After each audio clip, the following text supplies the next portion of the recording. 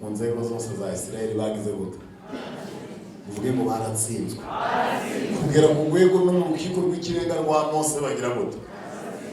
Ariko bajuririra hehe? Birangira bagize gute? Kuruko bivuga n'isoni sitabyuze. Birangira bagize gute? Bigira bikumwe gute? Imbere y'Imana turatsinda twebwe. Aramubwira ngo wirira mu bintu nkundira Yesu, iyo akubujije kurira abagiye guhangana n'ibikuriza. Ntashobora kukubuza kurira ibikuriza, ntacyo arabikora. Nabonaga dupepera kagira ngubwo unafite icyo usumbya abantu, none uvuze ngwiki baravuga ati ndagiye ariko nzabibwira n'abandi bari kujya baragira ubwo utambutse. Umwana aravuga ati kandi nta y'agaciro imbere y'umuturage. N'umwanzuro muhaye ni ubu ndavuze nguko abandi babyanzuye. Mama aravuga ati garuka hano sha, garuka garuka, tenda kazi, tenda maajabu, jizirishe, onekana, gusha gusha gusha gusha mioyo ya watu, utukufu wako umiminike, ili kanisa lako liheshimiwe duniani, ili kanisa lako lipate nguvu duniani.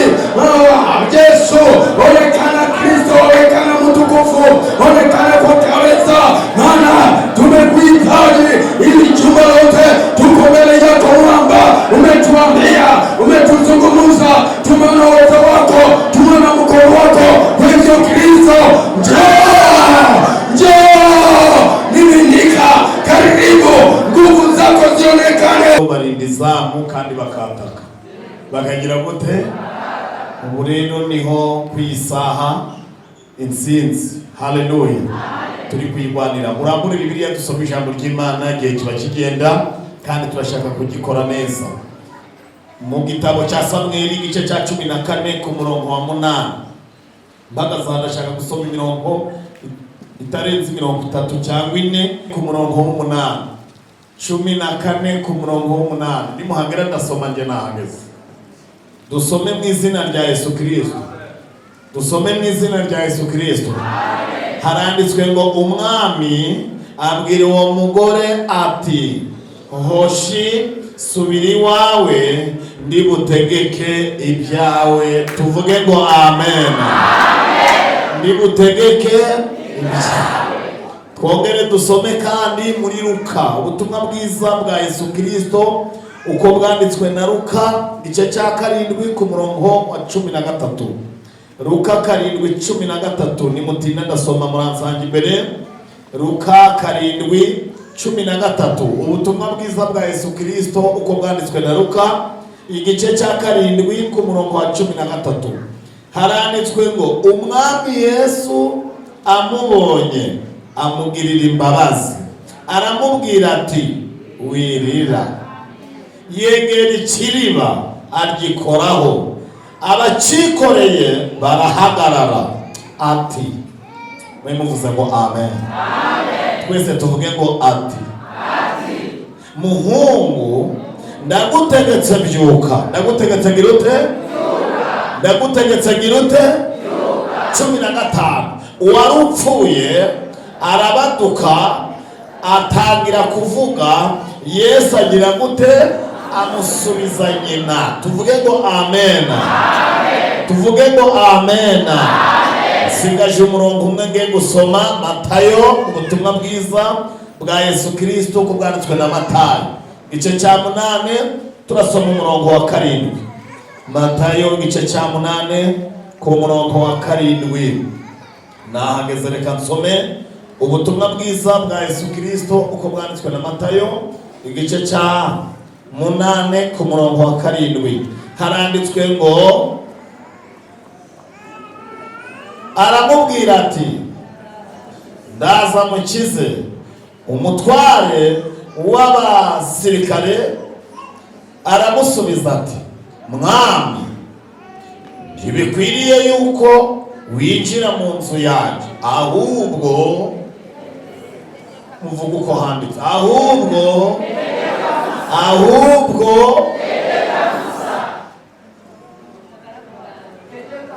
iyo gusa muri gushyiraho mu rwezo niko havuga. Nta kibazo niyo yaba ihari cyangwa idahari, ariko tuvuge ngo tegeka. Mwakira ijambo ry'Imana. Mwakira ijambo ry'Imana. Mfite ijambo muri uyu mugoroba rifite topic ivuga ngo umwami ategeke ibyawe. Umwami ategeke. Umwami ategeke.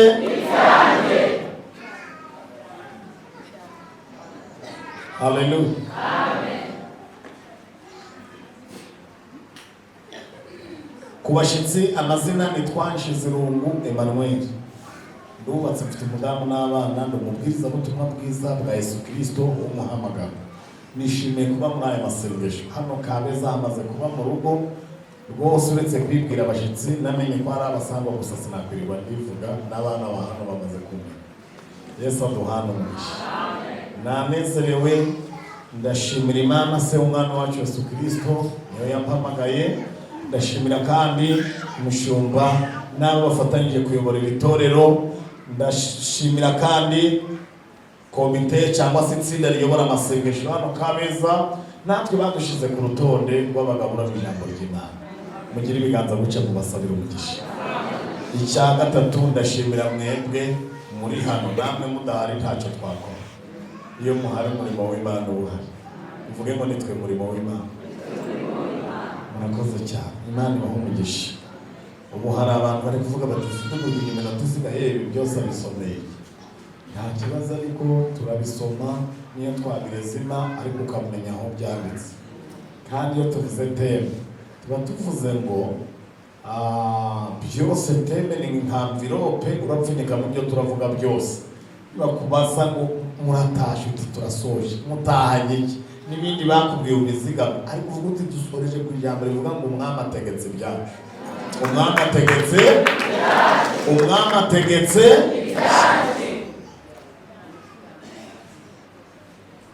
Hallelujah. Amen. Hallelujah. Amen.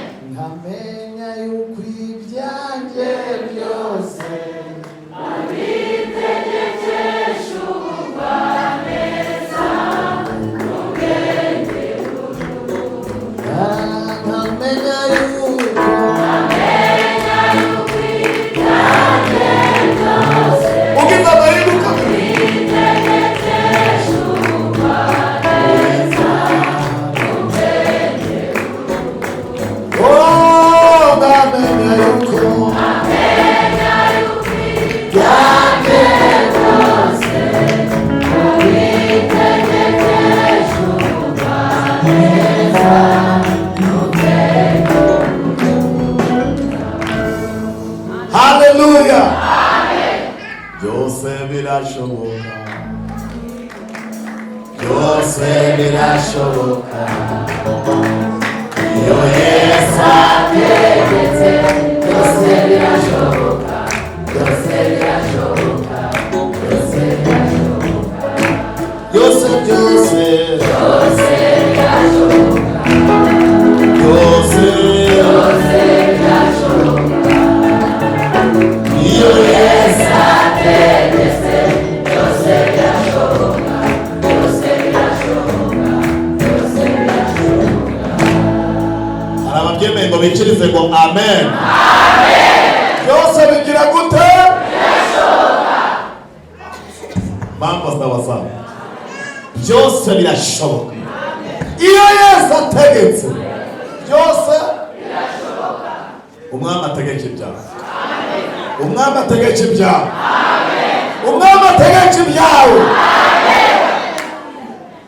Niba hari umuntu utsinda bidasubirwaho ku buryo uwatsinze atajurira, ni umuntu utsindiye imbere y'umwami.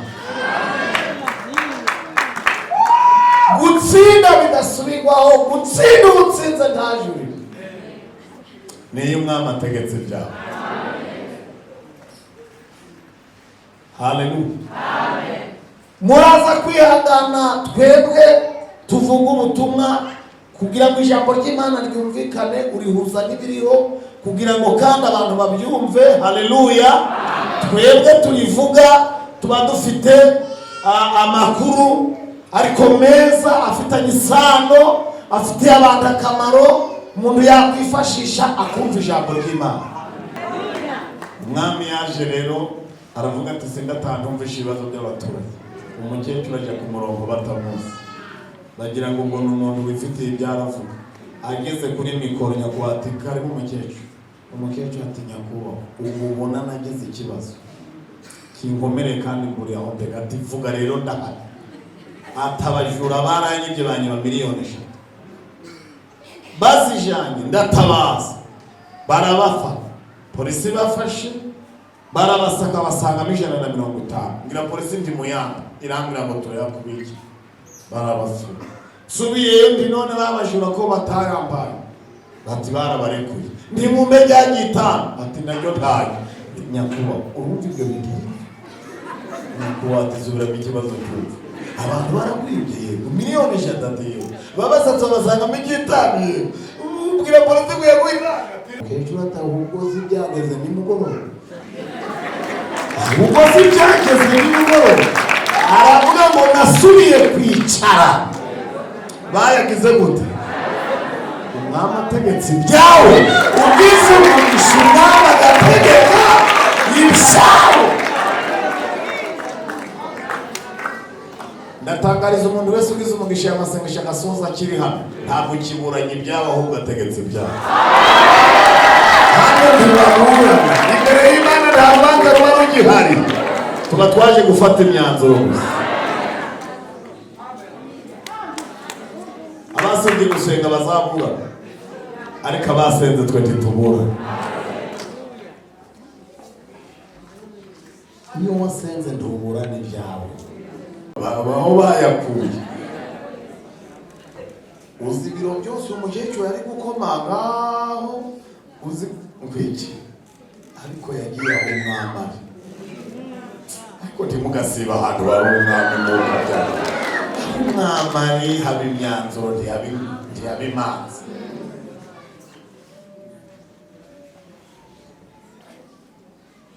Kanihunje muri yo bwaba nzi abantu bagiye batsindwa mu nkiko zose, ariko umunsi umwe bajuririra imbere y'Imana. Abakobwa ba Serofahadi mu nzego zose za Isirayeli bagize gute? Uvuge ngo baratsinzwe. Kugera ku rwego no mu rukiko rw'ikirenga rwa Mose bagira gute? Ariko bajuririra hehe? Birangira bagize gute? Kurwivuga n'isoni sitabyuze. Birangira bagize gute? Mugira ibikumwe gute? Imbere y'Imana turatsinda twebwe. Bagenda n'amadosiye bari barafotoje, bagera kwa Mose ati ibyo bigize mu hagati bati n'ibipapuro byikize, ati amadosiye yikize. Atabwo bagiye baturenganya. Babarenganya gute? Ati inzego zose twaraburanye. Nose mugeze hano gute? Tibanze kuduhesha gakondo. Yande bati ya data. Musaza wanyariye ati ntawe. Iswari ati ntawe. Nyoko ati nawe ntawe. None se kabiri kangaho umukobwa yahawe gakondo. Ibyo byatumye mwirirwa mudahinze. Ibyo byatumye mutaja ku ishuri, muza mushoreranye ngo muje hano. Nawe twishuka umubyizi nibura dusubiza ntitubizi. Nawe ati mumpereza de abagize guca asanga ku isi bo uvuge ngo baratsinzwe. Kwa mudugudu, kuwa kagari, kuwa umurenge, ku karere, ku ntara, ku minisiteri, asanga bagiye batsindwa. Jonge ati no ku muvunyi baratsinzwe. Mose arareba tuguze ingenda bamarira iki? Abagaba bakoze amategeko bakoresheje n'icyo wayaboherereje. Aba ni abamfashe iyo hepfo mu baturage. None se mbavuguruze kandi ari kubahagarara. Abakobwa batubwo nawe zitacungeyo. Mose ati ntugere iki? Ntugere iki? Abakobwa bateze none tukiri hano.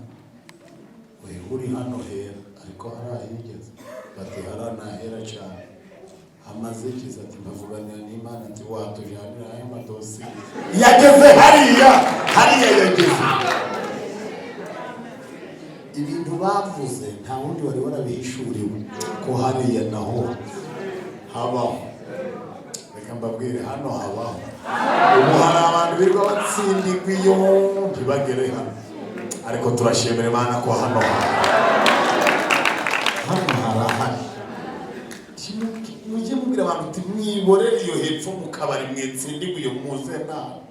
Hano hari umwami ufite imyanzuro. Mose aravuga ati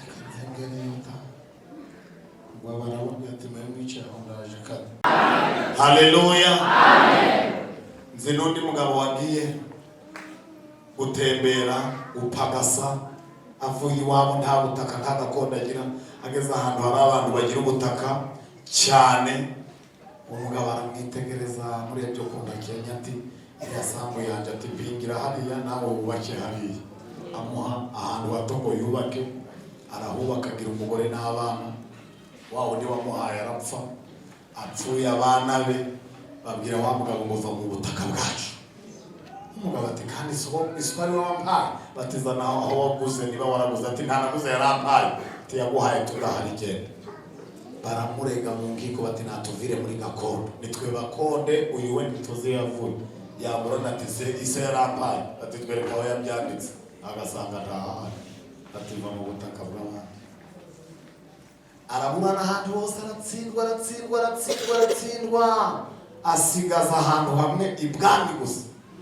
Abantu baramubwira batari ko ugiye kuzahirimbira kubera kuburana, waparika ugasubiza ubutaka bw'abandi, wahi wategesheje uburana ubundi utarabuzemo ikibanza. N'umudamu arambwira ati mutware rwose reka tuve mu butaka bw'abandi twimuke tuzacumbika akabandi. Umugabo aravuga ati ntabwo mbyemewe, ariko ngiye kuryama n'inkanguka ndatekereza. Umugabo araryama akangutse, igitekerezo kiramubwiye kiti witsindwa utageze ibwami. Ababwiye umugore ati nimugoroba niho nakubwira niba ntsindwa kuko uyu munsi ngiye ibwami. Umugore ati si mwami, ati ngiyeyo. Aragenda atonda umurongo ku gatebe ibwami, bakemura uwa mbere arinjira baragikemura uwa kabiri. Ayinjiye rero nawe umwami ati bitese, aravuga ati ibyaje wabisoma. Umwami ati nzubwira mu magambo sindasoma. Byagenze gute? Aravuga ati nagiye ntsindwa, ariko umuntu yampaye ahantu ngo nture. Ati je nagiraga ngo hari icyo usumbya abandi bagabo, none uravuze ngo ibyo abandi bakoze nawe ntacyo. Nabonaga dupepera kagira ngo ubwo unafite icyo usumbya abandi, none uvuze ngiki. Baravuga ati ndagiye ariko nzabibwira n'abandi bari kujya baragira ubwo utambutse. Umwana aravuga ati kandi ntaye agaciro imbere y'umuturage. N'umwanzuro muhaye ni ubu yavuze ngo uko abandi babyanzuye. Umwana aravuga ati garuka hano sha, garuka. Umugabo aragaruka ati ngaho gira icyo bazumye. Umwana aravuga ati nyereka hajya mete waburana ku buso bungana. Aravuga ati hepfo ku ntangiro ni metero 7, ubuhagarike ni 15, ku mbogero ni 12. Umwana ati ako kantu kameze nk'isongizi z'ibigori utuye. Umwana aravuga ati kugira ngo nkwereke ko ntari nk'abandi bagabo. Ati hindukira urebe hariya, arahareba. Ati dore hariya turiya musozi. Umugabo ati birinka. Ati naziriya nka n'abashumba bahari. Ati ndabikugabiye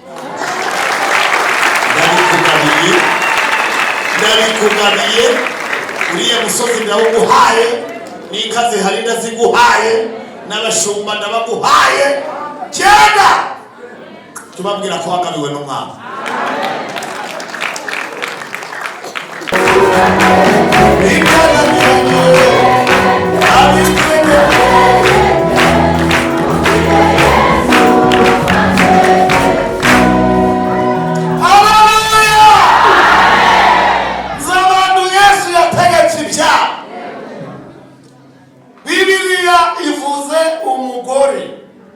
Wasanze Dawidi, waba undi Bibiliya yavuze ufite umutima umeze nk'uko Imana ishaka.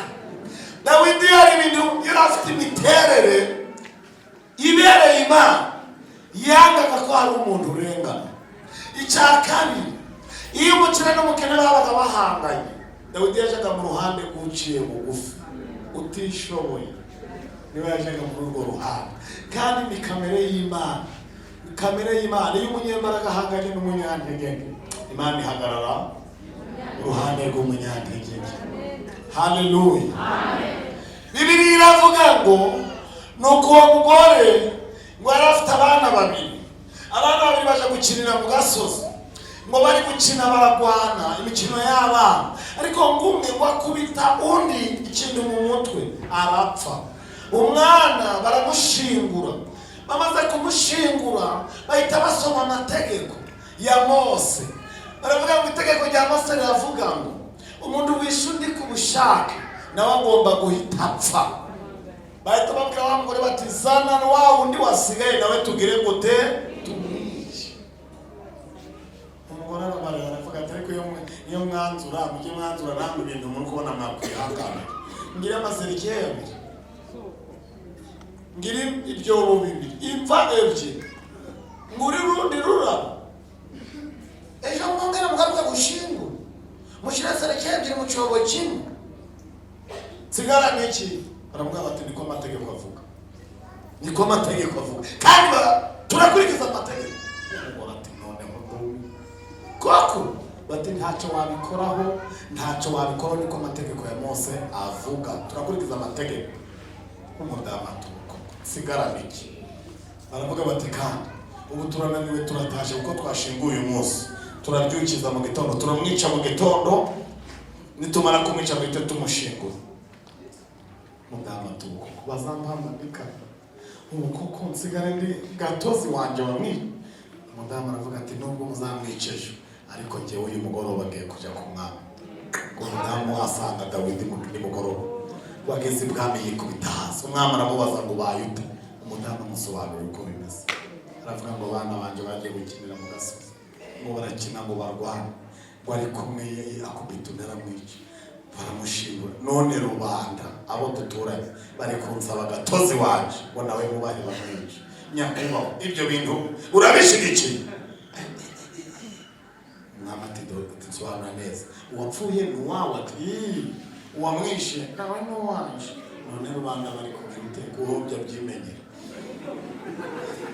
siko mutari kunyumva. Umukubona ntacyo ndi kuvuga, uri kwifata kandi ntacyo ndi kuvuga. None rubanda bari mu biki? Umudamu ati none babambwira ko njye navuze ndi bumve. Umwami aravuga tumva amata, ndabona ikibazo cyawe bidasaba randevu, gusa nyine dore amasaha ageze taha. Ariko njye ngiye kwegera mikoro ndategeka ibyawe. Genda uyu munsi ndategeka nimusoma mugere hepfo ku murongo w'icumi. Umwami yaravuze ngo kandi bituvuganye nihagira undi muyobozi ukugarukaho kugira gushakisha ibyo akubwira umunyoherezeho. Uyu mudamu yakoze ikintu cyiza, uko mwarakaye mbakibabwiye nazomuze ngo amena mwabiki. Uyu mudamu yabwiye Dawidi ati mwami, ibintu by'amagambo ntabiri gukora muri iyi minsi, ahubwo ibyo uvuze byandike kuri aka gapapuro, tugatereho n'akashi uvuge ngo ngatahane.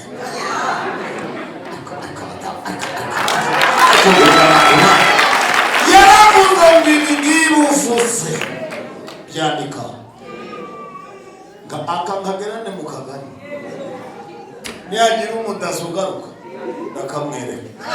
Tugomba kubazirikana abantu basengeye ishiro bapenera bakajya bakora amadenda abana, avuga ati ntacyo utakoze, ati nubwo ndabateri bariko barakikorera, ati nanjye ntabwo ndagize gute, ati sinzi gusenga ariko nazanye igitambo.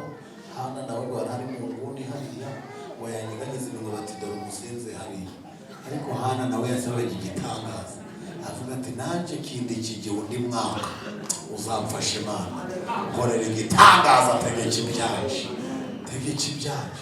Nawe birangira umutambyi yatuye ati genda Uwiteka kugenderera. Ubu rero aya masengesho ntabwo arimo abashima gusa, harimo n'abasaba. bagira gute kandi niyo mpamvu Yakobo yabonye urwego abamarayika bamanuka abandi bazamuka kugira ngo abamanuka bari bazanye ibisubizo ariko abazamuka bazanye ibyifuzo. Urwego rero ruba mu materaniro, rubamo abamarayika bamanuka abandi bagira gute, abamanuka bazanye iki, abazamuka mu materaniro izo ngeri zose ziba. Haleluya, amen. Niyo mpamvu muri aya y'irindwi tugomba kuyasoza umwami ategeka. Umwami agira gute, umwami agira gute, umwami yamubwiye ngo ibintu utegetse nihagira undi muntu gusubiraho ukabona hari urwego runaka avuga ati tuje gufata umwana wawe umunyohereze, baratenyandikira na papuro kariho kashi yawe kajya kubereka kandi kuva umuzi ntibagarutse kuko byategetswe n'iki, byategetswe n'iki.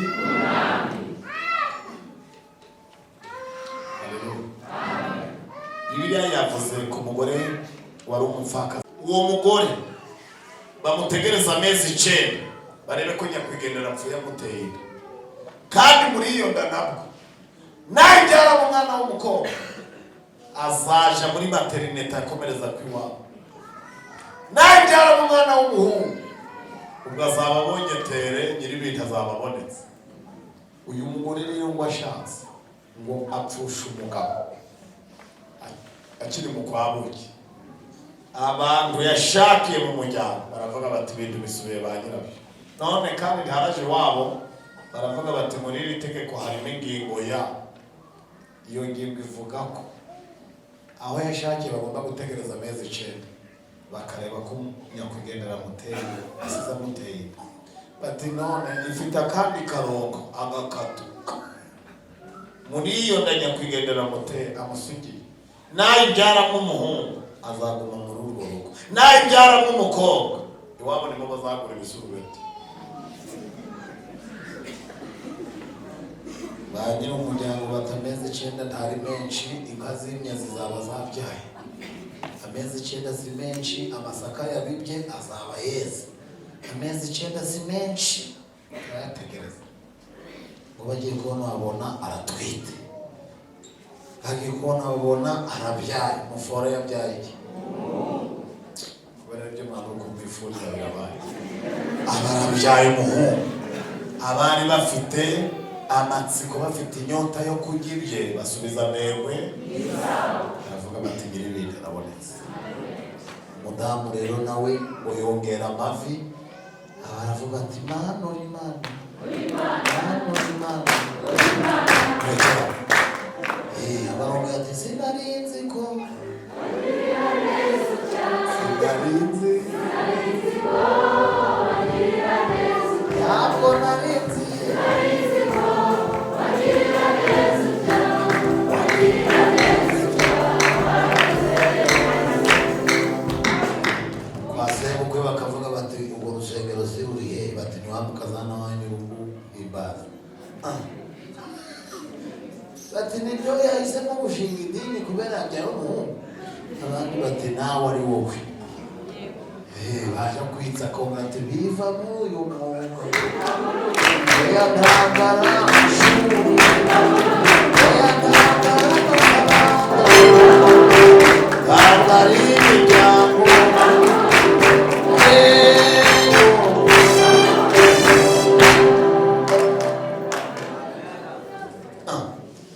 abandi batari kwiyo mukazana kujya dusakuriza. Abandi mushobora kuba mutari kuryoherwa n'ibyo ari kuvuga ariko ibyo ari kuvuga nibyo. Abandi bati si nibyo, uwo mwuga ari kuvuga ni uwuhe. Abandi bati nyine nuko atawusobanuye, ariko uwo ari wo wose umuntu wese umwuga akora iyo umukijije arawubaha. Bati si ni uwo ari kuvuga iyo myuga yabo ni iyi. Umudamu akaba arabisobanura ati nzacuruza gusenga n'ubuke kunywa kuko Yesu nzacuruza gusenga.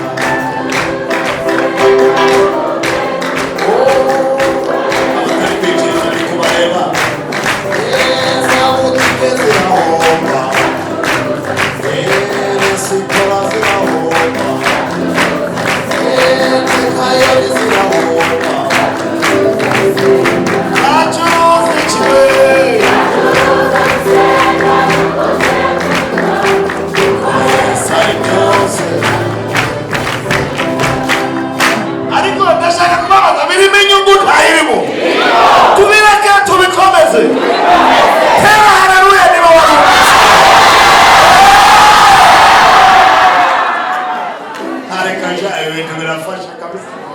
Mugira bikomeye guca mu bitacitse. Hari itegeko ryatuma tutabifata. Hari irindi rihari kandi. Hari irindi ryatubuza gufata imitungo y'umwana wacu. Ku munsi kurapfuye. Abanyamategeko batumva amata. Ni umwaka wawe. Ni ugwakuze. Imerogene. Nta tegeko sigaranye rikurengera.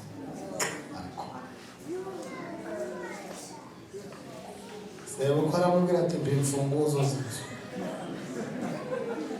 Madamu akora mu shakoshi atakiye.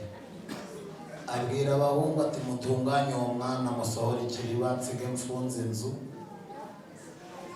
Ndabagabanya imitungo tuvuye kushingura tuvuye Rusororo. Umudamu wabo hari hakurya y'Urusororo bahita hehe. Baramubwira bati bagiye gushira umurambo imbere. Naho ukurikireho nugera aho bacukuye urafata itaka ushire ku mwana wawe ukomereze kwiwanyu. Tuzagaruke no kudusura ntituzamukunda. Basohora umurambo, inzu barayikinga. Umudamu yari yaramenye Yesu ngo ashira amaboko ku mutwe. Nicyo cyari ikimenyetso cy'igitsina gore, umugore cyangwa umukobwa. Aho ukeneye ubutabazi byihuse muri Israel kwari ukwikorera iki? Igitsina gabo kwari ukwambara ibiguni.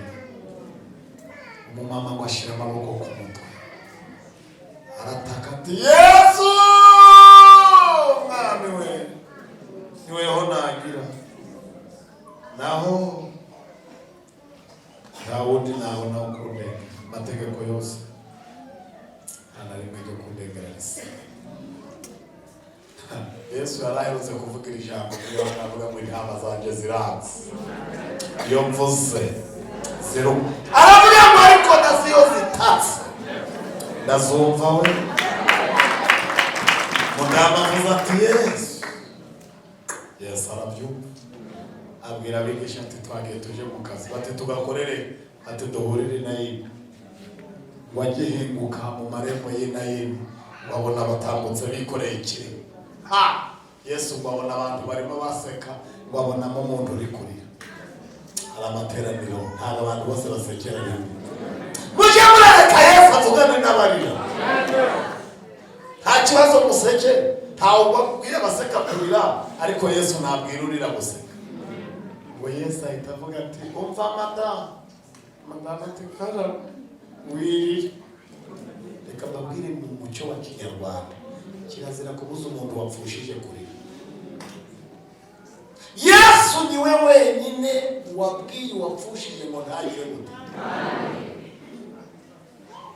Impamvu wapfushije ahubwo iyo upfushije wawe nturire utera abantu ubwoba. Niyo mpamvu wapfushije batamubuza kurira. Murahari nyibabwire. Nuko ibimuriza ntacyo babikoraho. Umuntu ntarira ibimuriza ntacyo wabikoraho uzamubuze kurira. Iyo uri kurira kubera bagiye guteza iwawe cyamunara ku mpamvu z'ibihumbi 100, ufite ibihumbi 100 ahita akubwira ati hanagura amarira ndayafite. Ugahita uvuga uti ntabwo ndirirwa nkozaho umuswara ahubwo ibyo bihumbi bimpanaguye amarira.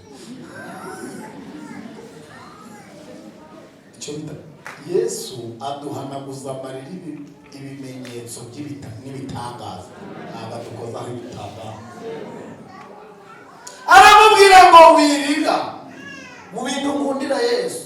Iyo akubujije kurira abagiye guhangana n'ibikuriza. Ntashobora kukubuza kurira ibikuriza ntacyo arabikora. Ngo dushimutwe cyane. Yakoze cyane. Iyo akubujije kurira abagiye guhangana n'ibigira gute.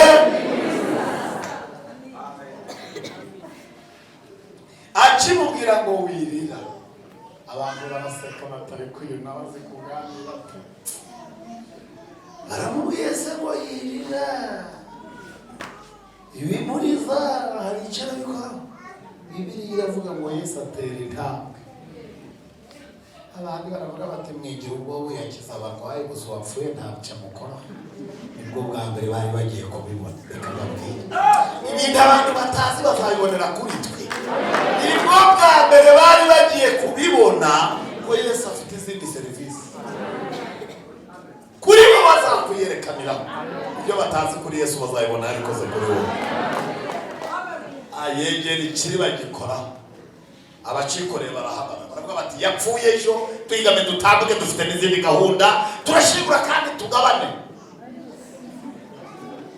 Yesu ati hasi baravuga bati duhambure urebe ururimi rwasozotse rwose yapfuye rwose. Yesu ati muhungu ndagutegetse ngize gute n'ahantu Yesu yagiye akoresha itegeko handi wa yaravuze ariko bigeze kuri uyu muhungu amubwira ngo iki ndagutegetse shuka reka mbabwire noneho niba urupfu ruzi ngo rurakaze yange kubyuka. noneho ngo wajanye ntuza ngaho niyanga ndagutegetse byuka.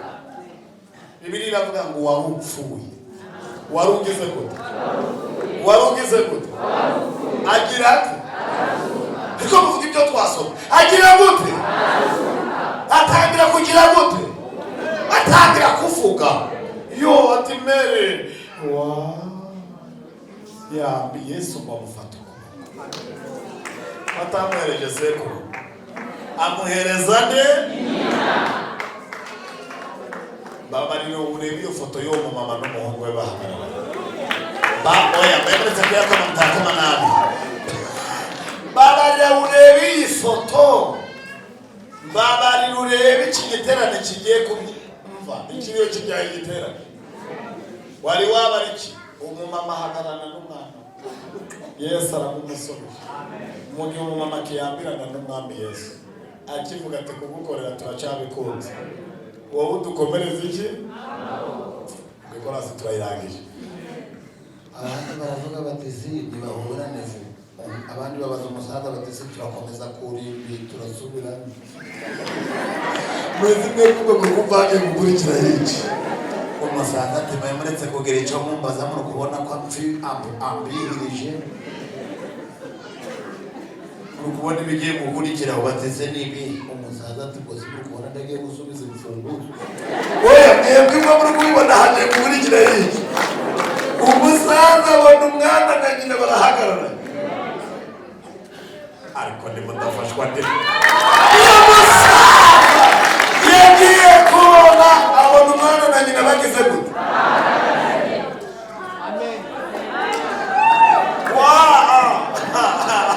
abona umwana na nyina bagize gute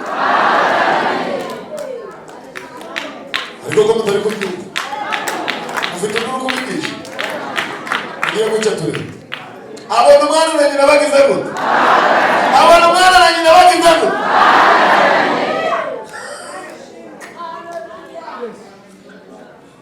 buri muntu wese akajaraza tumuzane mu guhekera mubyeyi ati mumpegereze n'uruhinja ekera umwana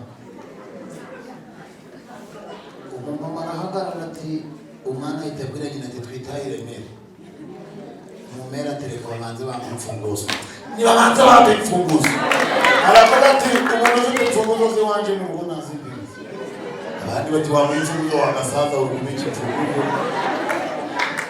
amategeko yari yazimuhesheje ariko ijambo ry'umwami rizimusosoye ijambo ry'umwami rizimukuye uze wici yari yaziheshejwe n'itegeko ariko ijambo ry'umwami riri hejuru y'iki muhaguruke dusenge ijambo ry'umwami riri hejuru y'itegeko nibaguruka nabi murongera mwinshi ijambo ry'umwami riri hejuru vuga ijambo riri gukoreka muri kumwe nawe biri gukoreka muri kumwe n'ategeko riri gusohoka umwami ategeka ibyaha. Uyu ni umugoroba wo kwakira imyanzuro ivuye mu mategeko y'Imana. Haleluya kabeza we umwami atanga iki